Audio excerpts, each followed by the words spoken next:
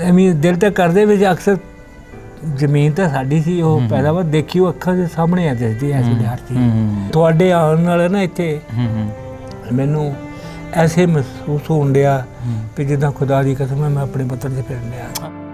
ਅਮਾਨ ਦਰੀਗਾ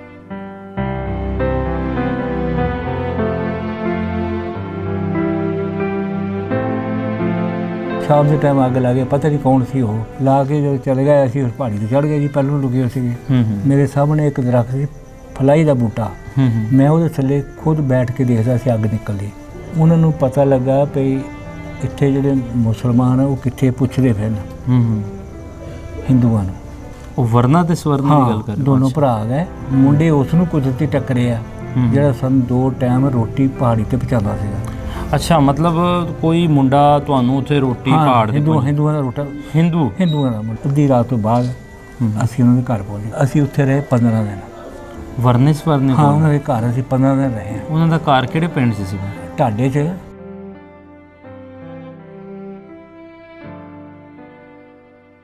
ਉਹ ਕਿਸੇ ਨੇ ਕਿਹਾ ਵੀ ਉਹ ਗੱਡੀ ਜਿਹੜੀ ਹੈ ਪਾਕਿਸਤਾਨ ਚੱਲੀ ਹੈ, ਇਹਦੇ 'ਚ ਬਹਿਓ। ਅੱਛਾ। ਅਸੀਂ ਬਿਸਤਰੇ ਚੁੱਕੇ ਜੀ ਉਹਦੇ ਜਾ ਵੜੇ। ਜਦੋਂ ਉੱਥੇ ਗਏ ਤੇ ਉਹ ਗੱਡੀ ਲੋਕਾਂ ਨਾਲ ਭਰ ਗਈ। ਤੁਰਦੇ ਤੁਰਦੇ ਸ਼ਾਮਾਂ ਪੈ ਗਈਆਂ, ਹਨੇਰਾ ਹੋ ਗਿਆ ਤੇ ਹੋਰ ਘੜੀ ਨੂੰ ਕਿਤੇ ਚੱਲੀ।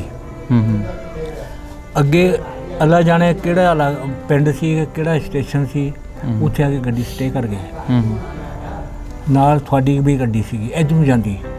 ਇੱਥੇ ਇੱਕ ਗੱਡੀ ਪਾਕਿਸਤਾਨ ਤੋਂ ਜਾ ਰਹੀ ਸੀ ਸਿੱਖਾਂ ਦੀ, ਤੇ ਤੁਹਾਡੀ ਜਾਂਦੀ ਸੀਗੀ, ਸਾਡੀ ਆਉਂਦੀ ਸੀਗੀ। ਉਹ ਖੱਬੇ ਪਾਸੇ ਸੀ, ਅਸੀਂ ਸੱਜੇ ਪਾਸੇ ਸੀ ਇੱਧਰ ਨੂੰ, ਬਿਲਕੁਲ ਇੱਦਾਂ ਕੇ ਖਲੋ ਗਈਆਂ। ਉਹ ਸਾਨੂੰ ਵੇਖਣ ਡਏ, ਇੱਦਾਂ ਬੈਠੇ ਜਦੋਂ ਤੁਸੀਂ ਦੇਖਣ ਡਏ ਆ, ਅਸੀਂ ਉਹਨਾਂ ਨੂੰ ਵੇਖਣ ਡਏ ਆ। ਫਿਰ ਉਹਨਾਂ ਨੇ ਵਿਚਾਰੇ ਜੱਫੀਆਂ ਪਾ ਕੇ ਰੋਂਦੇ ਸੀਗੇ ਤੇ ਸਾਨੂੰ ਤਾਂ ਪਤਾ ਰਾਤੀ ਲੱਗਾ ਆ ਤੁਹਾਡੀ ਮੁਸੀਬਤ ਆ, ਇਸ ਕਰਕੇ ਤੁਸੀਂ ਚਲੇ ਗਏ ਆ।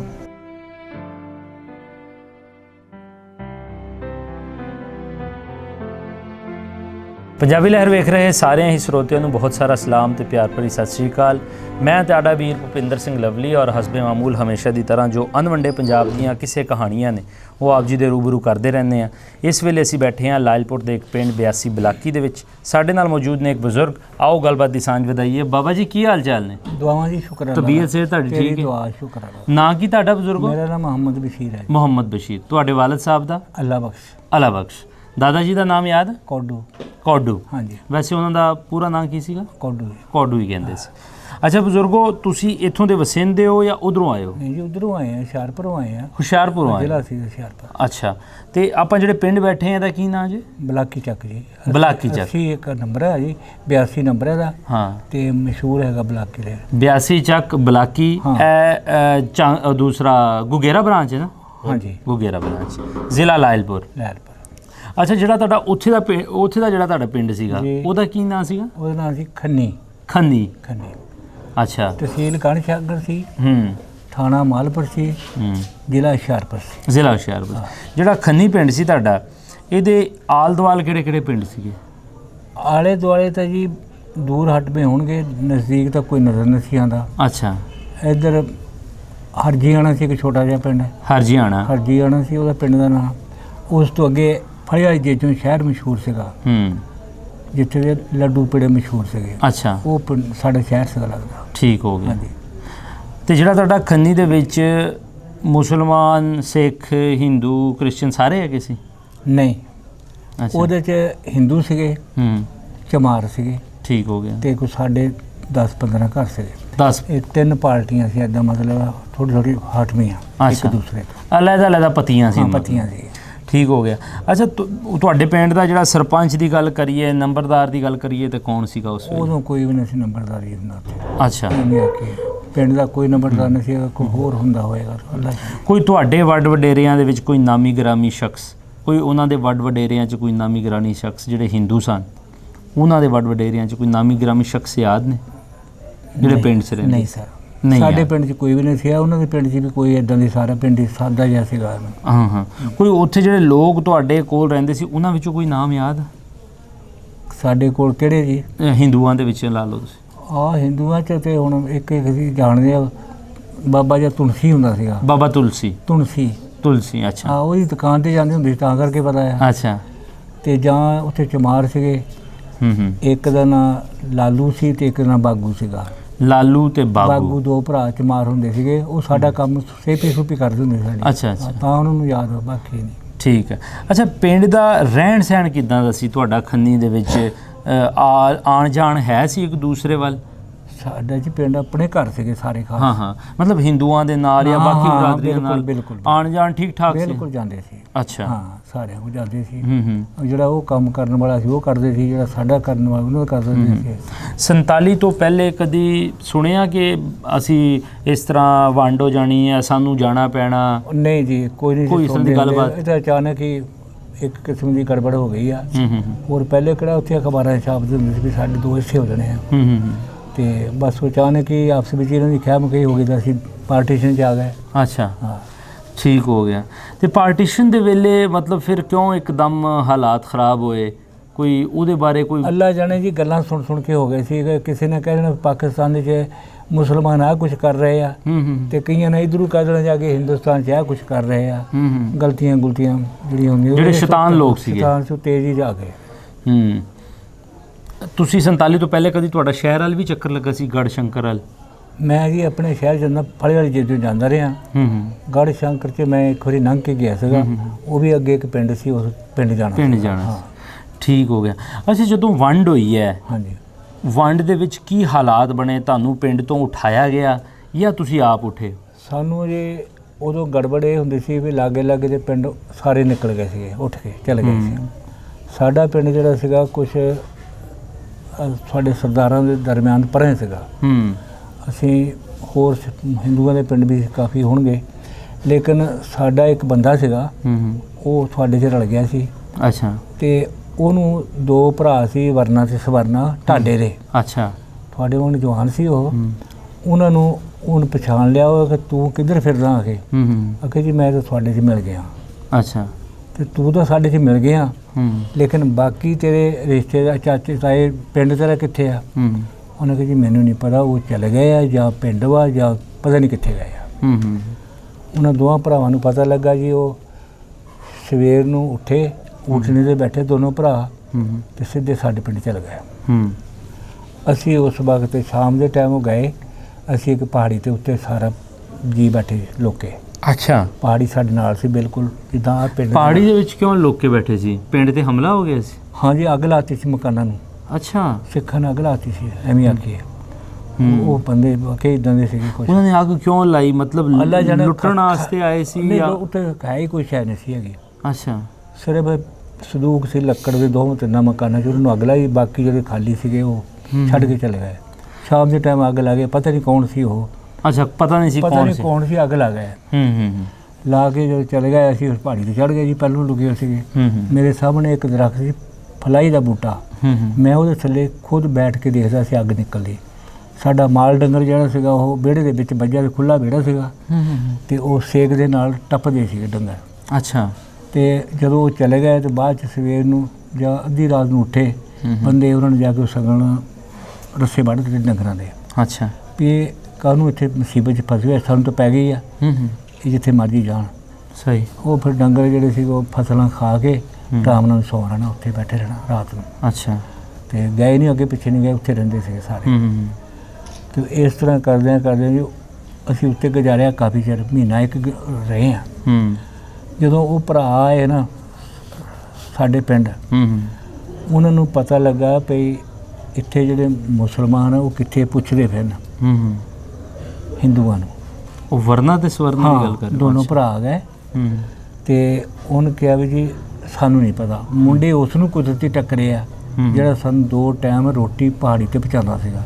ਅੱਛਾ, ਮਤਲਬ ਕੋਈ ਮੁੰਡਾ ਤੁਹਾਨੂੰ ਉੱਥੇ ਰੋਟੀ ਪਹਾੜ ਦੇ ਹਿੰਦੂਆਂ ਦਾ ਰੋਟਾ ਹਿੰਦੂਆਂ ਦਾ ਮੁੰਡਾ। ਅੱਛਾ, ਹਿੰਦੂ ਗੁਜਰ ਕੀ ਨਾਂ ਕੋਈ ਯਾਦ ਆ? ਨਾ ਨਹੀਂ ਉਹਦਾ ਪਤਾ ਗਰੀਬ ਦਾ। ਅੱਛਾ, ਕਿਉਂਕਿ ਉਹ ਅਸੀਂ ਵੀ ਛੋਟੇ ਸੀ ਤੇ ਉਹ ਵੀ ਬਾਬਾ ਤਕੜਾ ਸੀ, ਆਪਣੇ ਉਹ ਤਨਵੀਰ ਵਰਗਾ ਸੀਗਾ। ਅੱਛਾ, ਉਹ ਰੋਟੀ ਦੇ ਕੇ ਆਉਂਦਾ ਸੀਗਾ। ਅੱਛਾ, ਤੁਸੀਂ ਕਿੰਨਾ ਟਾਈਮ ਉੱਥੇ ਪਹਾੜਾਂ 'ਚ ਰਹੇ? ਤਕਰੀਬਨ ਜੀ ਅਸੀਂ ਉੱਥੇ ਮਹੀਨੇ ਦੇ ਤਕਰੀਬਨ ਰਹੇ ਹਾਂ। 1 ਮਹੀਨਾ ਪਹਾੜ 'ਚ ਰਹੇ ਹਾਂ ਜੀ। ਅੱਛਾ, ਔਰ 1 ਮਹੀਨੇ ਦੇ ਵਿੱਚ ਉਹ ਹਿੰਦੂ ਮੁੰਡਾ ਤੁਹਾਨੂੰ ਡੇਲੀ ਰੋਟੀ ਪਹੁੰਚਾਇਆ ਜੀ? ਠੀਕ। ਜਦੋਂ ਉਹ ਭਰਾ ਗਏ ਨਾ, ਉਹਨਾਂ ਨੇ ਫਿਰ ਉਹ ਕੁਦਰਤੀ ਉਹ ਮੁੰਡਾ ਟੱਕਰ ਪਿਆ ਉਹਨਾਂ ਨੂੰ ਵੀ ਯਾਰ ਇੱਥੇ ਜਿਹੜੇ ਮੁਸਲਮਾਨ ਸੀ ਉਹ ਕਿੱਧਰ ਗਏ? ਉਹ ਕਹਿੰਦੇ ਜੀ ਸਾਨੂੰ ਤਾਂ ਪਤਾ ਹੀ ਨਹੀਂ ਗਾ। ਨਹੀਂ ਇਹ ਤੁਹਾਡੀ ਮਿਹਰਬਾਨੀ ਹੈ। ਉਹ ਕਹਿੰਦਾ ਨਾ ਤੁਸੀਂ ਉਹਨਾਂ ਨੂੰ ਮਾਰਨਾ ਹੈ ਆ। ਆਖੇ ਨਹੀਂ ਸਾਡੇ ਭਰਾ ਆ, ਅਸੀਂ ਉਹਨਾਂ ਨੂੰ ਦੇਖਣ ਆਏ ਆ ਵੀ ਉਹ ਚਲੇ ਗਏ ਕਿੱਥੇ ਆ। ਉਹਨੇ ਫਿਰ ਉਹਨਾਂ ਨੂੰ ਕਸਮ ਖਿਲਾਈ। ਉਹਨੇ ਫਿਰ ਉਹ ਕਸਮ ਖਾਧੀ। ਫਿਰ ਉਹ ਸਾਡੇ ਕੋਲ ਗਿਆ ਮੁੰਡਾ। ਉਹਨੇ ਕਿਹਾ 2 ਭਰਾ ਆਏ ਆ ਤੁਹਾਡੇ ਤੋਂ, ਤੁਹਾਡਾ ਪੁੱਛਦੇ ਆ, ਤੁਹਾਨੂੰ ਕਹਿੰਦੇ ਵੀ ਥੱਲੇ ਆਓ ਅਤੇ ਸਾਨੂੰ ਮਿਲਵਾ ਕੇ। ਫਿਰ ਸਾਡੇ ਕੋਲ 2-4 ਬੰਦੇ ਉਹਨਾਂ ਨੂੰ ਪਹਿਲੋਂ ਦੇਖਣ ਗਏ ਕੌਣ ਆ। ਅੱਛਾ। ਫਿਰ ਉਹਨਾਂ ਨੇ ਵਿਚਾਰੇ ਜੱਫੀਆਂ ਪਾ ਕੇ ਰੋਂਦੇ ਸੀਗੇ ਤੇ ਸਾਨੂੰ ਤਾਂ ਪਤਾ ਹੈ ਰਾਤੀ ਲੱਗਾ ਆ ਤੁਹਾਡੀ ਮੁਸੀਬਤ ਆ, ਇਸ ਕਰਕੇ ਤੁਸੀਂ ਚਲੇ ਗਏ ਆ। ਅੱਛਾ। ਲੇਕਿਨ ਫਿਰ ਉਹ ਜੀ ਕਹਿੰਦੇ ਸਾਰੇ ਆ ਜਾਓ ਥੱਲੇ। ਥੱਲੇ ਆ ਗਏ।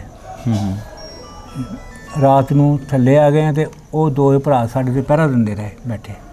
ਵਰਨਾ ਤੇ ਸੋ ਹਾਂ ਅਸੀਂ ਸਾਰੇ ਜੀ ਇੱਦਾਂ ਦੇ ਛੋਟੇ ਨਿਆਣੇ ਵੀ ਸਾਰੇ ਸੁੱਤੇ ਪਏ ਆ। ਸਵੇਰ ਨੂੰ ਦਿਨ ਚੜ੍ਹਿਆ। ਇੱਕ ਚਲ ਗਿਆ ਘਰ ਨੂੰ। ਅੱਛਾ। ਤੁਹਾਡੇ ਨੂੰ। ਇੱਕ ਸਾਡੇ ਕੋਲ ਰਿਹਾ। ਉਹ ਜਾ ਕੇ ਉੱਥੋਂ 5-7 ਗੱਡੇ ਲੈ ਕੇ ਆਇਆ। ਉਹਨੇ ਆਖਿਆ ਵੀ ਜਿੰਨਾ ਵੀ ਸਮਾਨ ਹੈ ਤੁਹਾਡਾ ਕਿਸੇ ਦੇ ਘਰ ਪਿਆ ਤੇ ਮਹਾਰਾਜ ਦੇ ਘਰ ਹੈ, ਕਿੱਥੇ ਵੀ ਹੈ ਮਾਲ ਡੰਗਰ ਇਕੱਠਾ ਕਰੋ। ਅੱਛਾ। ਅਸੀਂ ਇਕੱਠਾ ਕਰ ਲਿਆ। ਪੇਟੀਆਂ ਛੇਟੀਆਂ ਸਭ ਕੁਛ ਉਹਨਾਂ ਨੇ ਲੱਦ ਲਈਆਂ। ਅੱਛਾ। ਉਹ ਮਗਰਬ ਤੋਂ ਬਾਅਦ ਦਿਨ ਡੁੱਬੇ ਤੇ ਉੱਥੋਂ ਉਹ ਸਾਨੂੰ ਲੈ ਕੇ ਚੱਲ ਪਏ। ਅਸੀਂ ਬੱਚੇ ਜਿਹੜੇ ਸੀਗੇ ਉਹ ਅਸੀਂ ਗੱਡੇ ਦੇ ਵਿੱਚ ਸਮਾਨ ਸਮੂਨ ਪਿਆ ਸੀ ਨਾ, ਔਰਤਾਂ ਬੱਚੇ ਉਹਦੇ 'ਚ ਵੜ ਗਏ। ਜਿਹੜੇ ਇੱਧਰ ਸਿਆਣੇ ਸੀਗੇ ਉਹ ਪੈਦਲ ਤੋਰ ਲਏ। ਠੀਕ ਹੋ। ਮਸਲਨ ਇਸ ਪਿੰਡ ਵਿੱਚ ਲੰਘਣਾ ਗੱਡਾ ਤੇ ਬੰਦਿਆਂ ਨੇ ਬਾਰ-ਬਾਰ ਚੱਲ ਜਾਣਾ ਅਗਲੇ ਪਿੰਡ ਨੂੰ। ਅੱਛਾ। ਤੇ ਅਸੀਂ ਜਨਾਬ ਇਹ ਪਿੰਡ ਦੇ ਵਿੱਚ ਹੀ ਨਿਕਲ ਜਾਣਾ। ਉਹਨਾਂ ਨੂੰ ਲੋਕਾਂ ਨੂੰ ਪੁੱਛਣਾ ਸਰਦਾਰ ਜੀ ਅੱਜ ਕਿੱਥੋਂ ਆਏ ਆ। ਉਹਨੇ ਉੱਦਾਂ ਹੀ ਕਹਿਣਾ ਜੀ ਅੱਜ ਸੋਨੀ ਲੁੱਟ ਕੇ ਆਏ ਆ। ਅੱਲਾ ਜਾਣੇ ਸੋਨੀ ਕਿਹੜਾ ਪਿੰਡ ਸੀਗਾ, ਹੋਰੇ ਕਿਸੇ ਪਿੰਡ ਦਾ ਨਾਮ ਲੈ ਲੈਣਾ। ਤੇ ਕਰਦੇ ਜੀ ਰਾਤ ਨੂੰ ਅੱਧੀ ਰਾਤ ਤੋਂ ਬਾਅਦ ਅਸੀਂ ਉਹਨਾਂ ਦੇ ਘਰ ਪਹੁੰਚ ਗਏ। ਉਹ ਪਿੰਡ ਵਾ ਆਹ ਜਿੱਦਾਂ ਤੇ ਨਾਲ ਹਵੇਲੀ ਆ ਉਹਦਾ ਮਰਬਾ ਆ। ਅਸੀਂ ਉੱਥੇ ਰਹੇ 15 ਦਿਨ। ਵਰਨੇ ਹਾਂ ਉਹਨਾਂ ਦੇ ਘਰ ਅਸੀਂ 15 ਦਿਨ ਰਹੇ ਹਾਂ। ਉਹਨਾਂ ਦਾ ਘਰ ਕਿਹੜੇ ਪਿੰਡ 'ਚ ਸੀਗਾ? ਢਾਡੇ 'ਚ। ਆਪਣੇ ਘਰ ਲੈ ਗਏ ਨਾ। ਆਪਣੇ ਘਰ ਲੈ ਗਏ। ਪਿੰਡ ਦੇ ਵਿੱਚੋਂ ਤੁਹਾਡੇ ਘਰਾਂ ਦੇ ਵਿੱਚੋਂ ਰੋਟੀਆਂ ਪੱਕ ਕੇ ਆਉਣੀਆਂ ਸ਼ੁਰੂ ਹੋ ਗਈਆਂ। ਅੱਛਾ। ਦਾਵਤਾਂ ਹੋਣ ਲੱਗ ਪਈਆਂ, ਅੱਜ ਫਲਾਣੇ ਦੇ ਘਰ ਦਾਵਤ, ਅੱਜ ਫਲਾਣੇ ਦੇ ਘਰ ਆ। ਅੱਛਾ। ਅਸੀਂ ਜਿੱਥੇ 15 ਦਿਨ ਰਹੇ ਨਾ, ਫਿਰ ਉਹਨਾਂ ਨੇ ਕਿਹਾ ਕਿ ਗੱਲ ਇਹ ਹੈ ਵੀ ਤੁਸੀਂ ਜਾਣਾ ਤਾਂ ਹੈਗਾ ਤੇ ਅਸੀਂ ਤੁਹਾਨੂੰ ਰੱਖ ਵੀ ਨਹੀਂ ਸਕਦੇ। ਤੁਸੀਂ ਇੱਦਾਂ ਕਰੋ ਵੀ ਸਾਡੇ ਢੱਗੇ ਲੈ ਲਓ, ਸਾਡੇ ਗੱਡੇ ਲੈ ਲਓ ਤੇ ਤੁਹਾਨੂੰ ਅਸੀਂ ਕੈਂਪ ਛੱਡ ਦਿੰਦੇ ਹਾਂ। ਅਸੀਂ ਆਖਿਆ ਨਾ ਅਸੀਂ ਢੱਗੇ ਲੈਣੇ ਆ ਨਾ ਗੱਡਾ ਲੈਣਾ। ਸਾਡਾ ਪਤਾ ਨਹੀਂ ਕਿੱਧਰ ਨੂੰ ਜਾਣਾ, ਪਤਾ ਨਹੀਂ ਕਿਹਦਾ ਵਕਤ ਆਉਣਾ ਮੂਹਰੇ ਸਾਡੇ ਜਾਣ ਤੋਂ। ਅੱਛਾ। ਤੇ ਤੁਸੀਂ ਢੱਗੇ ਵੀ ਤੁਹਾਡੇ, ਸਾਡੀਆਂ ਮੱਝਾਂ, ਢੱਗੇ, ਹਰ ਮਾਲ ਜਿਹੜਾ ਨਾਲ ਲੈ ਕੇ ਆਏ ਸੀਗੇ ਇਹ ਤੁਹਾਡੇ ਵਾਸਤੇ ਹਲਾਲ ਹੈ ਤੇ ਸਾਡੇ ਵਾਸਤੇ। ਠੀਕ ਹੈ। ਅਸੀਂ ਕੋਈ ਸ਼ੈ ਨਹੀਂ ਲਈ। ਕੀ ਲਿਆ? ਇੱਕ ਖੇਸ ਲੈ ਲਿਆ, ਇੱਕ ਖੇਸੀ ਲੈ ਲਈ, ਵਿੱਚ 2 ਭਾਂਡੇ ਰੱਖ ਲਏ, ਗਲਾਸ 2 ਰੱਖ ਲਏ, 2 ਕੋਲੀਆਂ ਰੱਖ ਲਈਆਂ। ਚਲੋ ਰਾਤ ਨੂੰ ਕਿਤੇ ਰੋਟੀ ਪਾਣੀ ਖਾ ਹੋ ਜਾਂਦੀ ਆ। ਅਸੀਂ ਬਿਸਤਰੇ ਬਣਾ ਲਏ 5-10 ਜਿਹੜੇ ਬੰਦੇ ਤੁਹਾਡੇ ਵਰਗੇ ਚੁੱਕਣ ਵਾਲੇ ਸੀਗੇ, ਹਲਕਾ ਜਿਹਾ ਹੀ। ਉਹਨਾਂ ਨੇ ਫਿਰ ਸਾਨੂੰ ਉੱਥੋਂ ਤੋਰਿਆ ਜੀ। ਰਾਤ ਨੂੰ 10 ਬੰਦੇ 15 ਉਹਨਾਂ ਨੇ ਬੰਦੂਕਾਂ ਦੇ ਨਾਲ ਲਏ ਹੋਰ। ਅੱਛਾ। ਅਸਲਾ ਪਿੰਡ ਚੰਗਾ ਸੀ, ਅਸਲਾ ਮੰਗਾ ਲਿਆ ਨਵਾਂ ਕਢਾ ਕੇ। ਤੁਹਾਡੇ ਵਰਗੇ ਜਵਾਨ ਮੁੰਡੇ ਸਾਡੇ ਨਾਲ ਤੇ ਗਏ। ਬਰਾਮ ਕੈਂਪ ਸੀਗਾ ਲੱਗਾ। ਸੂਰਜ ਸਾਨੂੰ ਉਸ ਕੈਂਪ ਦੇ ਵਸੀਮੇ 'ਤੇ ਜਾ ਕੇ ਲੋ ਹੋ ਗਏ। ਅੱਛਾ। ਖੂਹ ਦੇ ਉੱਤੇ। ਅੱਛਾ। ਉਹ ਕਹਿੰਦੇ ਵੀ ਹੁਣ ਅਗਲਾ ਜਿਹੜਾ ਹਿੱਸਾ ਆ ਉਹ ਤੁਹਾਡਾ ਆ ਤੇ ਆ ਪਿਛਲਾ ਸਾਡਾ ਆ। ਅਸੀਂ ਅੱਗੇ ਨਹੀਂ ਜਾ ਸਕਦੇ। ਫਿਰ ਅਸੀਂ ਤੁਹਾਨੂੰ ਦੇਖੀ ਜਾਂਦੇ ਆ। ਆ ਵੱਟ ਜਾਂਦੀ ਹੈ ਸਿੱਧੀ। ਅਗਰ ਕੋਈ ਖੱਬੇ ਸੱਜੇ ਤੁਹਾਡੇ ਤੋਂ ਕੋਈ ਸ਼ਰਾਰਤ ਹੋਵੇ ਤਾਂ ਇੱਥੇ ਜ਼ਿੰਮੇਦਾਰ ਤੁਹਾਡੇ ਲਾਗੇ ਕੋਈ ਨਹੀਂ ਲੱਗਣ ਦਿੰਦੇ। ਠੀਕ ਹੋ। ਅਸੀਂ ਜਨਾਬ ਉਹ ਪਿੱਛੋਂ ਵਿਚਾਰੇ ਹੱਥ ਹਿਲਾਈ ਜਾਣ, ਅਸੀਂ ਤੁਰੇ ਰਹੇ। ਜਦੋਂ ਅਸੀਂ ਉਹਨਾਂ ਦੀਆਂ ਨਜ਼ਰਾਂ ਤੋਂ ਓਝਲ ਹੋ ਗਏ ਆ ਫਿਰ ਉਹ ਆਪਣੇ ਘਰ ਨੂੰ ਵਾਪਸ ਚਲੇ ਗਏ। ਅਸੀਂ ਕੈਂਪ 'ਚ ਜਾ ਕੇ ਮਹੀਨਾ ਬੈਠੇ ਰਹੇ। ਅੱਛਾ। ਕੈਂਪ 'ਚ ਬੜੀ ਤਕਲੀਫ ਹੋਣ ਲੱਗ ਪਈ ਲੋਕਾਂ ਨੂੰ, ਸਾਨੂੰ ਨਹੀਂ। ਲੋਕਾਂ ਨੂੰ ਬਾਰਿਸ਼ਾਂ ਬਹੁਤ ਹੋਣ ਲੱਗ ਪਈਆਂ, ਲੋਕੀ ਬਿਮਾਰ ਹੋਣ ਲੱਗ ਪਏ। ਕਈਆਂ ਦਾ ਰਿਜ਼ਕ ਘਟ ਗਿਆ। ਉਹ ਕਈ ਬੰਦੇ ਆ ਕੇ ਕਹਿਣ ਸਾਨੂੰ ਚਲੋ ਆਟਾ ਦਿੰਦੇ ਉੱਥੇ ਪਿਆ ਬੋਰੀ, ਪੈਸੇ ਉਹਨਾਂ ਕੋਲ ਲੈ ਲੈਣੇ, ਆਟਾ ਵੀ ਨਹੀਂ ਦੇਣਾ ਤਾਂ ਉਹਨੂੰ ਮਾਰ ਦੇਣਾ। ਅਸੀਂ ਨਾਗ ਕੈਂਪ ਤੋਂ ਬਾਹਰ ਨਿਕਲੇ ਹਾਂ, ਅਸੀਂ ਬਰਾਮ ਦੇ ਵਿੱਚੋਂ ਰੁਪਈਏ ਉਦੋਂ ਬਾਲਾ ਲੈ ਕੇ ਨਾ ਉਹ ਚੁੱਲ੍ਹੇ ਚਲਾਤਾ ਤੇ ਇਨਸ਼ਾਅੱਲਾ ਅਸੀਂ ਮਹੀਨਾ ਨਿਕਲ ਗਿਆ। ਮਹੀਨੇ ਬਾਅਦ ਐਲਾਨ ਹੋ ਗਿਆ ਕਿ ਸਵੇਰ ਨੂੰ ਕਾਫਲਾ ਤਿਆਰ ਹੋ ਜਾਓ।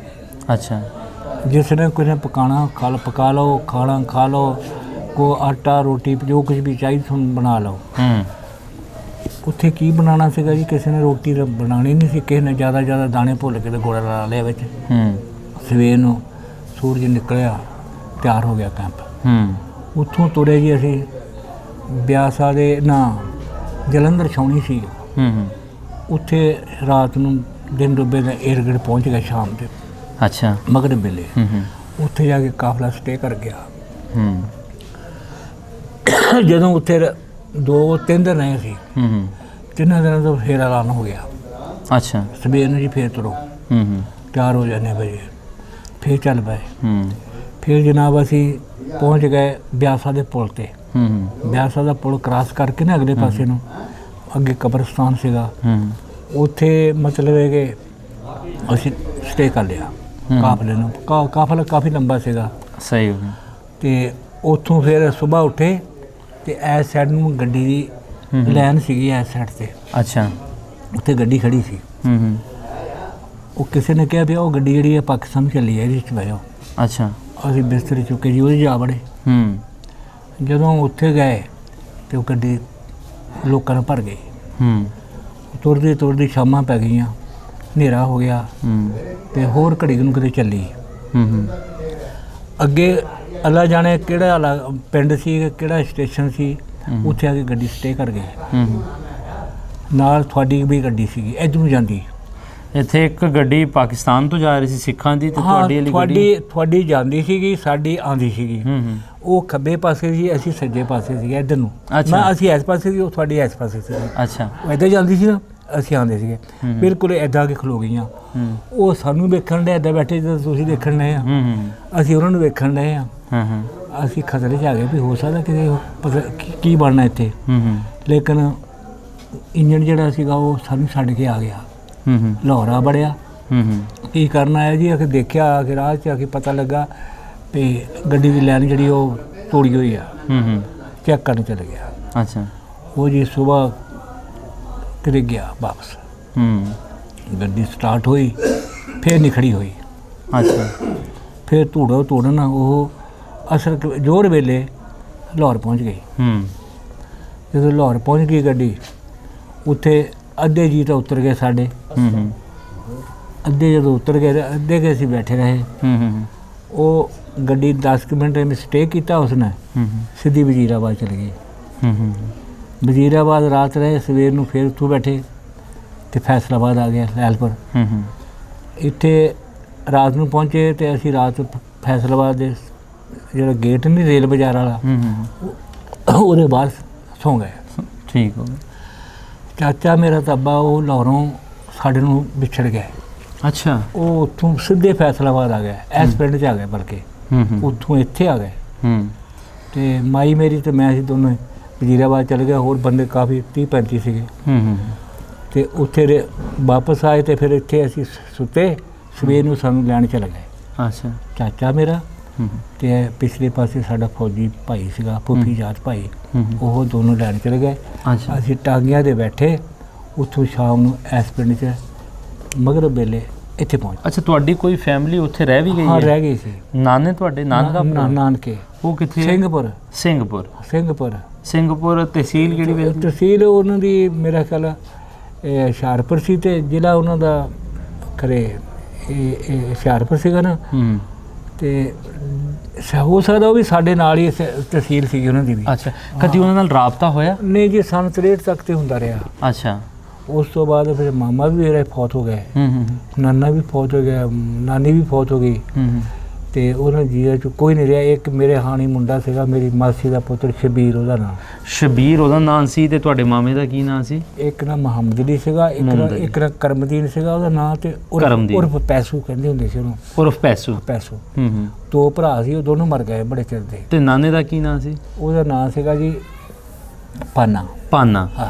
ਪਿੰਡ ਸਿੰਘਪੁਰਾ। ਪਿੰਡ ਸਿੰਘਪੁਰ ਸਿੱਖਾਂ ਦਾ ਪਿੰਡ ਸੀ। ਸਿਰਫ ਦੋ ਘਰ ਮੁਸਲਮਾਨਾਂ ਦੇ ਸੀਗੇ, ਇੱਕ ਉੱਥੇ ਰਹਿ ਗਏ ਸੀਗੇ, ਇੱਕ ਬੱਟੀ ਚੱਕ ਕੱਤੀ ਚੱਕ ਆ ਗਏ ਸੀਗੇ, ਦੋ ਹੀ ਮੁਸਲਮਾਨਾਂ ਦੇ ਘਰ ਸੀਗੇ ਸਿਰਫ। ਲਓ ਜੀ, ਆਪਣੇ ਸਰੋਤਿਆਂ ਦੇ ਜ਼ਰੀਏ ਆਪਾਂ ਕੋਸ਼ਿਸ਼ ਕਰਾਂਗੇ ਕਿ ਸਿੰਘਪੁਰਾ, ਅਗਰ ਕੋਈ ਵੀ ਸਾਡਾ ਵੀਰ ਸਰੋਤਾ ਉੱਥੇ ਹੈ ਤੇ ਸਾਡੇ ਨਾਲ ਜ਼ਰੂਰ ਰਾਬਤਾ ਕਰਨ। ਸਾਡੇ ਇਹਨਾਂ ਦੇ ਭਾਂਜੇ ਨੇ ਡਾਕਟਰ ਸਰਵਰ ਸਾਹਿਬ। ਇੱਕ ਮਿੰਟ, ਉਹ ਨਾ ਜਿਹੜਾ ਮੁੰਡਾ ਨਾ ਉਹ ਸਾਰਾ ਟੱਬਰ ਫੌਤ ਹੋ ਗਿਆ, ਲੇਕਿਨ ਉਹ ਇਕੱਲੇ ਨਾ ਫਿਰ ਉਹਦਾ ਉਸ ਪਿੰਡ ਚੋਂ ਨਿਕਲ ਕੇ ਗਾਂ ਕਿਸੇ ਹੋਰ ਪਿੰਡ 'ਚ ਚਲੇ ਗਿਆ।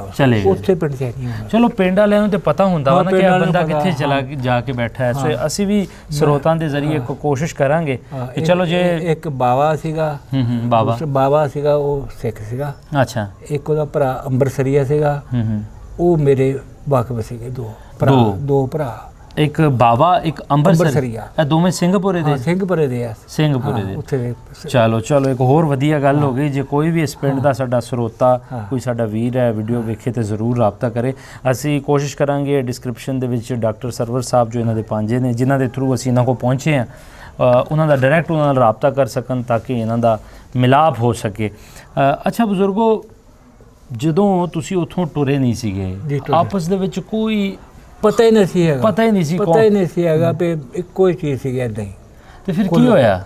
ਅੱਲਾ ਜਾਣੇ ਜੀ, ਹੁਕੂਮਤਾਂ ਦੇ ਕੰਮ ਸੀ, ਕਿਹੜਾ ਸਾਡਾ ਬਸ ਵਾ। ਮਤਲਬ ਇਹ ਆਮ ਬੰਦਿਆਂ ਦਾ ਕੰਮ ਨਹੀਂ, ਬੰਦਿਆਂ ਦਾ ਕੰਮ ਸੀਗਾ ਇਹ। ਆਪਸ ਵਿੱਚ ਨਹੀਂ ਕੋਈ ਵੀ ਲੜਦਾ ਸੀਗਾ। ਇਹ ਹੁਕੂਮਤ ਦੀ ਵਜ੍ਹਾ ਤੋਂ ਕੋਈ ਗੜਬੜ ਹੋ ਗਈ, ਜਾਂ ਜਿਹੜੇ ਦੂਰ ਦਰਾਜ਼ ਬੈਠੇ ਉਹਨਾਂ ਦਾ ਰੌਲਾ ਪਾਤਾ, ਜੋ ਉਧਰ ਆ ਕੁਝ ਹੋ ਰਿਹਾ, ਉਧਰ ਆ ਕੁਝ, ਦੇਖੋ ਦੇਖੀ ਕੰਮ ਹੋ ਗਿਆ, ਜਿਨ੍ਹਾਂ ਦੇ ਮਤਲਬ ਸੀਗੇ। ਹਾਂ ਬਸ। ਸਹੀ। ਅੱਛਾ ਬਜ਼ੁਰਗੋ, ਅੱਜ ਦੇ ਵੇਲੇ ਜੇ ਅੱਜ ਦੀ ਆਪਾਂ ਗੱਲ ਕਰੀਏ, ਹਾਂਜੀ, ਅੱਜ ਉਹ ਪਿੰਡ, ਉਹ ਥਾਵਾਂ ਸਾਰੀਆਂ ਅੱਖਾਂ ਮੂਹਰੇ ਆ ਸਾਰੇ ਸਾਹਮਣੇ ਦੱਸੀਆਂ ਜੀ। ਇਹਦਾ ਇੱਕ ਗੱਲ ਹੈ, ਇੰਨਾ ਸੁਣਿਆ ਜ਼ਰੂਰ ਹੈ ਕਿ ਸਾਡੇ ਪਿੰਡ ਵਿੱਚ ਇਹ ਨਹਿਰ ਨਿਕਲ ਗਈ ਆ। ਨਹਿਰ ਨਿਕਲ ਗਈ, ਪਰ ਇਹ ਪਹਾੜੀ ਸੀ ਨਾ, ਪਹਾੜੀ ਤੋਂ ਫਿਰ ਚੋਹਾਂ ਦੇ ਸੀਗੇ, ਡੂੰਘੇ ਪਹਾੜੀਆਂ ਦਾ ਪਾਣੀ, ਇੱਦਾਂ ਖੱਡ ਚੱਲਦੀ ਸੀ। ਉਹ ਸਾਡੇ ਕਿਨਾਰੇ 'ਤੇ ਇੱਦਾਂ ਘਰ ਸੀਗੇ ਸਾਰੇ। ਅੱਛਾ। ਇੱਦਾਂ ਉੱਥੋਂ ਨਹਿਰ ਕੱਢ ਲਈ ਗਾਂ ਨੂੰ, ਇਹ ਨਹੀਂ ਪਤਾ ਕਿੱਧਰ ਨੂੰ ਕੱਢੀ ਆ। ਦਿਲ ਕਰਦਾ ਪਿੰਡ ਵੇਖਣ ਨੂੰ। ਉਹ ਦੇਖੋ ਜੀ, ਹੁਣ ਉੱਥੇ ਕੌਣ ਸਾਡਾ, ਐਵੇਂ ਦਿਲ ਤਾਂ ਕਰਦੇ ਵਿੱਚ ਅਕਸਰ ਜ਼ਮੀਨ ਤਾਂ ਸਾਡੀ ਸੀ, ਉਹ ਪੈਦਾਵਾਰ ਦੇਖੀ ਉਹ ਅੱਖਾਂ ਦੇ ਸਾਹਮਣੇ ਆ ਦਿਸਦੀ ਐ ਹਰ ਚੀਜ਼। ਲੇਕਿਨ ਹੁਣ ਅਸੀਂ ਕੀ ਕਰਨਾ ਜਾ ਕੇ, ਉੱਥੇ ਸਿਆਣੇ ਹੋ ਗਏ ਆ, ਚਲੋ ਹਲਕੇ ਫੁਲਕੇ ਹੁੰਦੇ ਆ, ਚੌਧਰੀ ਵਰਗੇ। ਵੈਸੇ ਜੇ ਮਿਸਾਲ ਦੇ ਤੌਰ ਤੇ ਅੱਛਾ ਕੀਤਾ ਸੀਗਾ। ਮੈਂ ਕਿਹਾ ਹੁਣ ਸਰਵਰ ਗੱਲ ਇਹ ਹੈਗੀ ਵੀ ਮੇਰਾ ਕੋਈ ਹੁੰਦਾ ਨਾ ਉੱਥੇ ਇੱਕ ਵੀ ਨਹੀਂ, ਕੋਈ ਹੁੰਦੇ ਨੂੰ ਗੱਲ ਛੱਡੋ, ਅਸੀਂ ਤੁਹਾਡੇ ਅੰਦਰ ਦੇ ਤੁਹਾਡੇ ਜਿਹੜੇ ਜਜ਼ਬਾਤ ਆ ਨਾ, ਉਹ ਸਿਰਫ ਆਉਣ ਵਾਲੀ ਪੀੜ੍ਹੀ ਤੱਕ ਪਹੁੰਚਾਈਏ ਕਿ ਕਿਸ ਤਰ੍ਹਾਂ ਸਾਡੇ ਬਜ਼ੁਰਗ ਜਿਹੜੇ ਨੇ ਆਪਣੀ ਧਰਤੀ ਮਾਵਾਂ ਨੂੰ ਵੇਖੋ ਨਾ। ਹੁਣ ਤੁਸੀਂ ਉੱਥੇ ਅੰਗਰੇਜ਼ ਨੇ 90 ਸਾਲ ਰਾਜ ਕੀਤਾ, ਠੀਕ ਹੈ, 90 ਸਾਲ ਤੁਸੀਂ ਇਕੱਠੇ ਬੈਠੇ ਰਹੇ। ਉਸ ਤੋਂ ਪਹਿਲੇ ਪਤਾ ਨਹੀਂ ਤੁਹਾਡੇ ਆਬਾਓ ਅਜਦਾਦ ਕਿੰਨੀ ਦੇਰ ਤੋਂ ਬੈਠੇ ਰਹੇ। ਹੁਣ ਕਿਸੇ ਵੇਲੇ ਕੁਛ ਨਹੀਂ ਹੋਇਆ। ਨਾਨਕਿਆਂ ਦੇ ਸੀਗੇ ਨਾ ਦੂਸਰੇ ਸਾਹਿਬ, ਉਹ ਜਿੰਨੇ ਵੀ ਸੀਗੇ, ਅੱਲਾ ਦੀ ਕਸਮ ਮੇਰੇ ਨਾਲ ਬਹੁਤ ਪਿਆਰ ਕਰਦੇ ਸੀਗੇ। ਮੈਂ ਉਸ ਪਿੰਡ ਦਾ ਦੋਹਤਾ ਭਾਣਜਾ ਸੀਗਾ। ਇਮਾਨਦਾਰੀ ਦੀ ਗੱਲ ਹੈ। ਮੈਂ ਇੱਕ ਸਿਆਣਾ ਸੀਗਾ, ਇਹ ਬਾਵੇ ਦਾ, ਇਹ ਅੰਬਰਸਰੀਏ ਦਾ ਜਿਹੜਾ ਬਾਪ ਸੀ ਨਾ, ਕੂਕਾ ਸੀ ਉਹਦਾ ਨਾਮ, ਕੂਕਾ। ਅੱਛਾ। ਤੇ ਉਹ ਅੱਲਾ ਦੀ ਕਸਮ ਇੰਨਾ ਪਿਆਰ ਕਰਦਾ ਸੀ, ਮੈਂ ਉਹਨੂੰ ਗਾਲਾਂ ਵੀ ਕੱਢਦਾ ਰਹਿੰਦਾ ਸੀ ਇਮਾਨ ਨਾਲ। ਉਹਨੂੰ ਬੜਾ ਬਣਾ ਕੇ ਬਹੁਤ ਸ਼ਾਬਾਸ਼ ਤਕੜਾ ਹੋ ਜਾ। ਇਹ ਐਡਾ ਸੀ ਤਕਰੀਬਨ, ਮੈਂ ਬਹੁਤਾ ਵੱਡਾ ਵੀ ਨਹੀਂ ਸੀ, ਬਹੁਤ ਪਿਆਰ ਕਰਦੇ ਸੀਗੇ। ਹਾਂ। ਤੇ ਵੇਖ ਲਓ, ਇੱਕ ਰਾਤ ਦੇ ਵਿੱਚ ਹੀ ਸਾਰਾ ਕੁਝ ਉਜੜ ਗਿਆ। ਨਹੀਂ ਜੀ, 73 ਵਰੇ ਹੋ ਗਏ ਹੁਣ ਤੁਹਾਨੂੰ। ਮਤਲਬ ਵੇਖੋ ਨਾ, ਤੁਸੀਂ ਛੋਟੇ ਸੀਗੇ, ਜ਼ਿਆਦਾ ਵੱਡੇ ਨਹੀਂ ਸੀਗੇ, ਲੇਕਿਨ ਉਹ ਇਨਸਾਨ ਦੀ ਹੁੰਦੀ ਹੈ, ਇਹ ਮੇਰਾ ਮਾਮਾ ਵਾ, ਇਹ ਮੇਰਾ ਸਿਰ ਬਿਲਕੁਲ ਹੈ ਸੀ। ਹੈ ਸਨ 63 ਤੱਕ ਮੇਰੀ ਸ਼ਾਦੀ ਹੋਈ ਇੱਧਰ ਆ ਕੇ। ਮੈਂ ਉਦੋਂ ਤੱਕ ਖਤ ਪਾਉਂਦਾ ਰਿਹਾ। ਜਦੋਂ ਦੇਖਿਆ ਵੀ ਹੁਣ ਕੋਈ ਨਹੀਂ ਰਿਹਾ, ਸਾਰੇ ਮਰ ਗਏ। ਮਾਈ ਮੇਰੀ ਸੀਗੀ, ਉਹ ਜਦੋਂ ਪਤਾ ਲੱਗਣਾ ਹੁਣ ਰੋਣ ਲੱਪਣਾ। ਤੇ ਮੈਂ ਕਿਹਾ ਹੁਣ ਤੂੰ ਰੋਂਦੀ ਕਰ, ਇੱਥੇ ਕਿਹੜੇ ਵਿਚਾਰੇ ਹੈਗੇ ਆ, ਨਾ ਅਸੀਂ ਜਾ ਸਕਦੇ ਹਾਂ। ਲੇਕਿਨ ਉਹਨੂੰ ਚੁੱਪ ਚਾਪ ਕਰਾਉਣਾ ਤੇ ਬੜਾ ਦੁੱਖ ਹੁੰਦਾ ਆ ਮਾਂ ਪਿਓ ਦੇ ਗੁਜ਼ਰ ਜਾਣ ਨਾਲ। ਉਹਦੀਆਂ ਨਜ਼ਰਾਂ ਤੋਂ ਦੂਰ ਹੋ ਗਏ ਤੇ ਉਹ ਇੱਧਰ ਆ ਕੇ ਫੌਤ ਹੋ ਗਈ। ਚਲੇ ਤਾਂ ਉਹ ਵੀ ਗਈ ਉੱਥੇ ਹੀ। ਬਸ ਅੱਲਾ ਦੇ ਰੰਗ ਹੈ ਜੀ, ਅੱਲਾ ਦੇ ਰੰਗ ਸਾਰੇ ਜੋ ਕੁਛ ਵੀ ਹੈ। ਤੇ ਜੇ ਅਜੋਕੇ ਸਮੇਂ 'ਚ ਜੇ ਕੋਈ ਜੁਗਾੜ ਬਣ ਜਾਵੇ? ਹਾਂ ਬਿਲਕੁਲ। ਦੇਖੋ ਪਿੰਡ ਜਾਓਗੇ, ਫਿਰ ਗੇੜਾ ਮਾਰੋਗੇ? ਚਲੋ ਜੀ ਅੱਲਾ ਲਿਜਾਵੇ ਤਾਂ ਲਿਜਾਵਾਂਗੇ, ਕਿਹੜੀ ਗੱਲ ਹੈ, ਚੱਲ ਜਾਾਂਗੇ, ਕਿਹੜੀ ਗੱਲ ਹੈ। ਚਲੋ ਜੀ, ਬੜੀ ਮਿਹਰਬਾਨੀ ਬਜ਼ੁਰਗੋ ਤੁਹਾਡੇ ਨਾਲ ਤੁਹਾਡੇ ਆਉਣ ਨਾਲ ਨਾ ਇੱਥੇ ਮੈਨੂੰ ਐਸੇ ਮਹਿਸੂਸ ਹੋਣ ਡਿਆ ਕਿ ਜਿੱਦਾਂ ਖੁਦਾ ਦੀ ਕਸਮ ਹੈ ਮੈਂ ਆਪਣੇ ਵਤਨ 'ਚ ਫਿਰਨ ਡਿਆ। ਆਏ ਹਾਏ, ਅਮਾਨਤ ਦੀ ਗੱਲ। ਕੀ ਬਾਤ ਹੈ, ਕੀ ਬਾਤ। ਇਸ ਪਿੰਡ 'ਚ ਅੱਗੇ ਸਿੱਖ ਆਏ ਨੇ। ਇਹ ਜਿਹੜਾ ਆ ਸਾਡਾ ਮੁਰੱਬਾ ਨੇ ਨਾਲ ਦੋ, ਇੱਥੇ ਦਾ ਮੁੰਡਾ ਸੀ ਤਰਲੋਕ। ਅੱਛਾ, ਤਰਲੋਕ ਉਹਦਾ ਨਾਂ ਸੀਗਾ। ਉਹ ਇੱਥੇ ਆਇਆ ਤੇ ਮੇਰੇ ਘਰ ਉਧਰ ਹੁੰਦੇ ਸੀ ਪਹਿਲਾਂ ਉਸ ਪਾਸੇ, ਇਹ ਸਰਬਰ ਦੇ ਹੱਥੇ 'ਚ ਅਸੀਂ ਇਕੱਠੇ ਸੀਗੇ। ਆ ਮੈਂ ਬਾਅਦ 'ਚ ਲਿਆ ਇੱਥੇ ਆ ਗਏ। ਆ ਜ਼ਮੀਨ ਕੋਲ ਸੀ ਨਾਲ ਹੀ। ਉਹਨੂੰ ਮੈਂ ਉਹ ਬੜਾ ਖੁਸ਼ ਹੋਇਆ, ਉਹ ਸਾਡੇ ਖਾਤੇ 'ਚ ਗਿਆ। ਆ ਮਨ ਸਾਰੇ ਘਰਾਂ 'ਚ ਫਿਰੇ, ਦੇ ਕੇ ਰੋਵੇ ਅੱਲਾ ਦੀ ਕਸਮ। ਇੱਦਾਂ ਵਿਹੜੇ ਦੇ ਵਿੱਚ ਮੰਜੀਆਂ ਡਾਈਆਂ, ਫੈਲ ਸੀਗਾ ਇੱਥੇ। ਉਹਦਾ ਯਾਰ ਸੀ, ਉਹਨੂੰ ਮਿਲਣ ਆਇਆ ਸੀਗਾ। ਉਹ ਕਹਿੰਦਾ ਤੂੰ ਚਲੇ ਗਿਆ ਤੇ ਆ ਮਿਲ ਗਿਆ ਮੈਨੂੰ, ਤੇ ਉਹਦੀ ਰੋਟੀ ਵਰਜੀ। ਖੁਦਾ ਦੀ ਕਸਮ ਇੰਨਾ ਖੁਸ਼ ਹੋਵੇ, ਇੰਨਾ ਖੁਸ਼ ਹੋਵੇ ਨਾ ਜਿੰਨਾ ਝੂਠ। ਉਹ 10-20 ਦਿਨ ਰਹਿ ਗਈ ਜੈਸੇ ਤੁਹਾਡੇ ਮਨ ਮੁੰਡਾ ਸੋਇਆ ਜਵਾਨ ਖੂਬਸੂਰਤ। ਹੁਣ ਵੇਖੋ ਨਾ ਬਜ਼ੁਰਗੋ, ਜਿੱਦਾਂ ਉਹਨਾਂ ਦੇ ਦਿਲ ਤੜਫਦੇ ਆ, ਜਿੱਦਾਂ ਤੁਸੀਂ ਤਰਲੋਕ ਦੀ ਗੱਲ ਦੱਸੀ ਕਿ ਉਹ ਆਇਆ, ਉਹਨੇ ਤੁਹਾਡਾ ਘਰ ਵੇਖਿਆ, ਜਿਨ੍ਹਾਂ ਦੇ ਘਰ 'ਚ ਤੁਸੀਂ ਬੈਠੇ ਸੀ, ਠੀਕ ਹੈ। ਇਸ ਤਰ੍ਹਾਂ ਤੁਹਾਡੇ ਉਸ ਪਾਸੇ ਸਿੱਖ ਵੀਰ ਬੈਠੇ ਹੋਣੇ ਨੇ। ਸੋ ਮਤਲਬ ਕਿ ਇਹ ਫੀਲਿੰਗਸ ਜਿਹੜੀਆਂ ਨੇ ਉਹੀ ਬੰਦਾ ਫੀਲ ਕਰ ਸਕਦਾ ਹੈ ਜਿਹੜੇ ਇੱਧਰੋਂ ਉਜੜੇ ਨੇ ਜਾਂ ਉੱਧਰੋਂ ਉਜੜੇ। ਬਿਲਕੁਲ। ਸੋ ਬਜ਼ੁਰਗੋ, ਇਹ ਨਾਲ ਮੈਂ ਸਰੋਤਿਆਂ ਨੂੰ ਵੀ ਦੱਸਦਾ ਜਾਵਾਂ ਕਿ ਬਜ਼ੁਰਗਾਂ ਨੇ ਕਿੰਨੀ ਪਿਆਰੀ ਗੱਲ ਦੱਸੀ ਕਿ ਜਿੱਥੇ ਆਪਾਂ ਵੰਡ ਵੇਲੇ ਬਹੁਤ ਸਾਰੇ ਉਹਨਾਂ ਲੋਕਾਂ ਦੀ ਗੱਲ ਕਰਦੇ ਹਾਂ ਜਿਨ੍ਹਾਂ ਨੇ ਵੱਡ ਵਡਾਂਗਾ ਕੀਤਾ, ਲੋਕ ਮਰੇ, ਹਜ਼ਾਰਾਂ ਦੇ ਲੱਖਾਂ ਦੇ ਹਿਸਾਬ ਨਾਲ ਲੋਕ ਮਰੇ, ਔਰ 1 ਕਰੋੜ ਦੇ ਕਰੀਬ ਲੋਕਾਂ ਦੀ ਹਿਜਰਤ ਹੋਈ। ਉੱਥੇ ਇਹੋ ਜਿਹੇ ਵੀਰ ਵੀ ਸਨ ਜਿਨ੍ਹਾਂ ਨੇ 1 ਮਹੀਨੇ ਤੱਕ ਜਿਸ ਪਹਾੜ 'ਚ ਬੰਦ ਸੀ ਉੱਥੇ ਰੋਟੀ ਪਹੁੰਚਾਉਂਦੇ ਰਹੇ। ਔਰ ਉਹ ਵਰਨਾ ਤੇ ਸਵਰਨਾ, ਮੈਨੂੰ ਨਹੀਂ ਪਤਾ ਉਹ ਅਸਲ ਇਨਸਾਨ ਤੇ ਉਹੀ ਨੇ ਜਿਨ੍ਹਾਂ ਨੇ ਇਹਨਾਂ ਨੂੰ ਘਰ ਰੱਖਿਆ। ਔਰ ਜਿਸ ਤਰ੍ਹਾਂ ਬਜ਼ੁਰਗਾਂ ਨੇ ਦੱਸਿਆ ਕਿ ਇਹਨਾਂ ਦੀ ਵਾਲਦਾ ਜਦੋਂ ਇੱਥੇ ਆਏ, ਉਹਨਾਂ ਦੇ ਵੱਡ ਵਡੇਰਿਆਂ ਨਾਲ ਉਹਨਾਂ ਦੀ ਮੁਲਾਕਾਤ ਹੀ ਨਹੀਂ ਹੋਈ, ਔਰ ਉਹ ਆਪਸ ਦੇ ਵਿੱਚ ਤਰਸਦੇ ਰਹੇ। ਜਿਸ ਤਰ੍ਹਾਂ ਇਹਨਾਂ ਦੀ ਵਾਲਦਾ ਤਰਸਦੀ ਰਹੀ ਹੈ, ਉਹ ਇਸੇ ਤਰ੍ਹਾਂ ਉਹਨਾਂ ਦੇ ਜਿਹੜੇ ਪਿਤਾ ਜੀ ਹੁੰਦੇ ਆ, ਜ਼ਾਹਰਾ ਇੱਕ ਧੀ ਪਿਓ ਦਾ ਵੀ ਇੱਕ ਰਿਸ਼ਤਾ ਅਜਿਹਾ ਹੁੰਦਾ ਹੈ ਜਿਹੜੀ ਖਿੱਚ ਮਾਰਦਾ ਹੈ। ਔਰ ਇਸੇ ਤਰ੍ਹਾਂ ਉਹਨਾਂ ਦੇ ਵਾਲਦ ਸਾਹਿਬ ਵੀ ਤਰਸਦੇ, ਔਰ ਉਹ ਤਰਸਦੇ ਦੋਵੇਂ ਹੀ ਚਲੇ ਗਏ। ਲੇਕਿਨ ਸਾਡੇ ਕੋਲ ਇਹੋ ਜਿਹੀਆਂ ਹੁਣ ਕੁਝ ਹੀ ਨਿਸ਼ਾਨੀਆਂ ਰਹਿ ਗਈਆਂ ਨੇ ਬਜ਼ੁਰਗਾਂ ਵਰਗੀਆਂ। ਪੂਰੇ ਪਿੰਡ 'ਚ ਇੱਕ ਬਜ਼ੁਰਗ ਹੁੰਦਾ ਹੈ। ਸੋ ਉਹਨਾਂ ਰਾਹੀਂ ਆਪਾਂ ਕੋਸ਼ਿਸ਼ ਕਰੀ ਦੀ ਹੈ ਕਿ ਦੋਵਾਂ ਪੰਜਾਬਾਂ ਦੇ ਵਿਚਕਾਰ ਨਾ ਸਿਰਫ ਪਿਆਰ ਅਮਨ ਦੀ ਸਾਂਝ ਵਧਾਈਏ, ਬਲਕਿ ਜੋ ਇਹੋ ਜਿਹੇ ਲੋਕ ਵਿਛੜ ਚੁੱਕੇ ਨੇ ਉਹਨਾਂ ਦੀ ਵੀ ਆਪਸ ਦੇ ਵਿੱਚ ਸਾਂਝ ਹੋਵੇ, ਔਰ ਉਸੇ ਸਾਂਝਾਂ ਰਾਹੀਂ ਆਪਾਂ ਆ ਜਾ ਸਕੀਏ। ਇਨਸ਼ਾਅੱਲਾ ਜਿਹੜੀਆਂ ਰੈਲੀਵੈਂਟ ਅਥਾਰਟੀਜ਼ ਨੇ ਉਹਨਾਂ ਨੂੰ ਵੀ ਸਾਡੀ ਰਿਕੁਐਸਟ ਹੈ ਕਿ ਜਿਹੜੇ ਰੈਲੀਵੈਂਟ ਅਥਾਰਟੀਜ਼ ਨੇ ਉਹਨਾਂ ਨੂੰ ਵੀ ਸਾਡੀ ਰਿਕੁਐਸਟ ਹੈ ਕਿ ਉਹਨਾਂ ਦਾ ਜੋ ਵੀ ਮੁੱਦਾ ਹੈ ਉਹ ਆਪਣੀ ਜਗ੍ਹਾ ਠੀਕ ਹੈ, ਲੇਕਿਨ ਇਹਨਾਂ ਬਜ਼ੁਰਗਾਂ ਨੂੰ ਵੀ ਜ਼ਰੂਰ ਸੁਣਨ। ਔਰ ਇਹੋ ਜਿਹੇ ਕਿੰਨੇ ਕੁ ਬਜ਼ੁਰਗ ਜਿਹੜੇ ਅੱਜ ਵੀ ਆਪਣੇ ਉਹ ਥਾਵਾਂ ਨੂੰ ਤਰਸਦੇ ਰਹਿੰਦੇ ਨੇ, ਇਹਨਾਂ ਵਾਸਤੇ ਵੀ ਰਾਹ ਖੁੱਲ੍ਹਣ। ਸੋ ਇਸ ਤਰ੍ਹਾਂ ਦੀਆਂ ਕਹਾਣੀਆਂ ਆਪ ਜੀ ਦੇ ਰੂਬਰੂ ਕਰਦੇ ਰਵਾਂਗੇ। ਮਿਲਦੇ ਹਾਂ ਕਿਸੇ ਹੋਰ ਥਾਂ, ਕਿਸੇ ਹੋਰ ਬਜ਼ੁਰਗ ਦੀ ਕਹਾਣੀ ਲੈ ਕੇ। ਰੱਬ ਰੱਖੇ। ਮਿਹਰਬਾਨੀ।